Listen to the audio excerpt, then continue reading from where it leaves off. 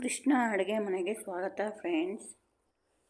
ಇವತ್ತು ನಾನು ನಿಮಗೆ ಮಾವಿನಕಾಯಿ ಗುಳಂಬು ಹೇಗೆ ಮಾಡೋದು ಅಂತ ನೋಡಿ. ಈ ಪಾತ್ರೆ ತುಂಬ ನಾನು ಮಾವಿನಕಾಯಿ ತುರಿ ತೊಗೊಂಡಿದ್ದೀನಿ.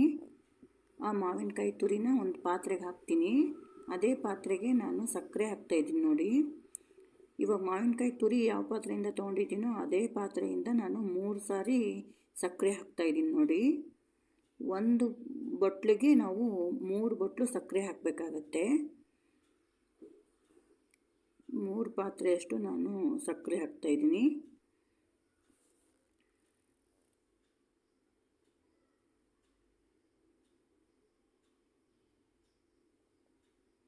ನೋಡಿ 3 ಸಾರಿ ಸಕ್ಕರೆ ಹಾಕಿದ್ದಾಯಿತು.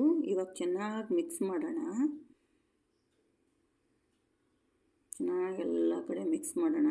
ನಾನು ಗ್ಯಾಸ್ ಇನ್ನೂ ಆನ್ ಮಾಡಿಲ್ಲ, ಹಾಗೆ ಮಿಕ್ಸ್ ಮಾಡ್ಕೊತಾ ಇದ್ದೀನಿ.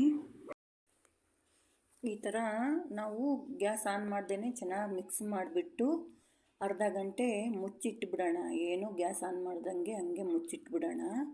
ಇವಾಗ ನೋಡಿ ಮುಚ್ಚಿಟ್ಟಿದ್ದೆ, ಈ ಥರ ಕರಗಿದೆ ನೋಡಿ. ಸಕ್ಕರೆ ಒಂಚೂರು ಲಿಕ್ವಿಡ್ ಆಗಿದೆ. ಇವಾಗ ನಾನು ಗ್ಯಾಸ್ ಆನ್ ಮಾಡಿಕೊಂಡು ಚೆನ್ನಾಗಿ ಕೈಯಾಡಿಸೋಣ. ತಳ ಬಿಡ್ದಂಗೆ ನಾವು ಕೈಯಾಡಿಸ್ತಾ ಇರಬೇಕು.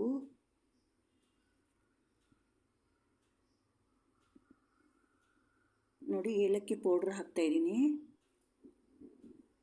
ಚೆನ್ನಾಗಿ ಮಿಕ್ಸ್ ಮಾಡ್ಕೊಳ್ಳೋಣ.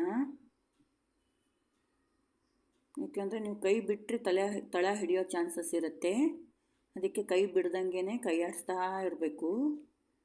ಸಕ್ಕರೆ ಕರಗೋವರೆಗೂ ಕೈಯಾಡಿಸ್ತಾ ಇರಬೇಕು, ಹಾಗೆ ಕುದಿಸ್ಬೇಕು ಸಕ್ಕರೆ ಕರಗೋವರೆಗೂ. ಈ ಗುಳಂಬನ ಚಪಾತಿ ಜೊತೆ ಹಚ್ಕೊಂಡು ತಿಂದರೆ ಚೆನ್ನಾಗಿರುತ್ತೆ ಮಾತ್ರ.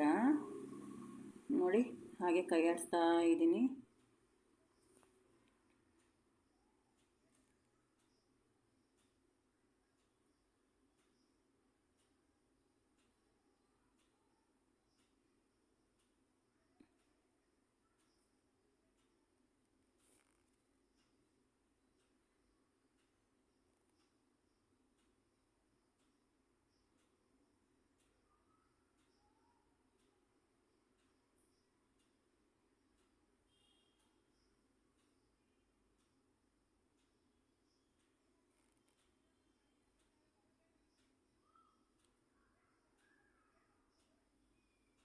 ನೋಡಿ ಸಕ್ಕರೆ ಕರಗಿದೆ. ಇವಾಗ ಸಕ್ಕರೆ ಕರಗಿದ್ದಾದಮೇಲೆ ಒಂದು 5 ನಿಮಿಷ ಕುದಿಸಿದ್ರೆ ಸಾಕು. ನೋಡಿ ಕುದೀತಾ ಇದೆ. ಇವಾಗ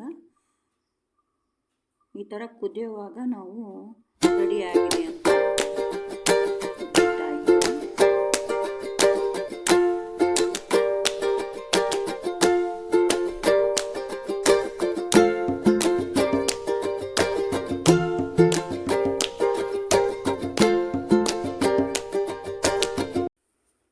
ಕುದ್ದಿದ್ದಾಯಿತು ನೋಡಿ. ನಾನು ಇವಾಗ ಗ್ಯಾಸ್ ಆಫ್ ಮಾಡ್ಕೊಂಡ್ಬಿಡ್ತೀನಿ. ಸಾಕು ಈಗ ಕುದ್ದಿದ್ದು. ನೋಡಿ ಸರ್ವಿಂಗ್ ಬೌಲಿಗೆ ಹಾಕ್ಕೊತೀನಿ. ನೋಡಿ ಈ ಥರ ಆಗಿದೆ ಗುಳಂಬು. ಅದು ಬಿಸಿ ಇದ್ದಾಗ ತಿಳಿಯಿರುತ್ತೆ, ಆರಿದ್ಮೇಲೆ ಈ ಥರ ಆಗುತ್ತೆ ನೋಡಿ, ಗಟ್ಟಿ ಆಗುತ್ತೆ ಇನ್ನೊಂದು ಸ್ವಲ್ಪ. ನೋಡಿ ಈ ಥರ ಆಗಿದೆ, ಚೆನ್ನಾಗಾಗಿದೆ ನೋಡಿ.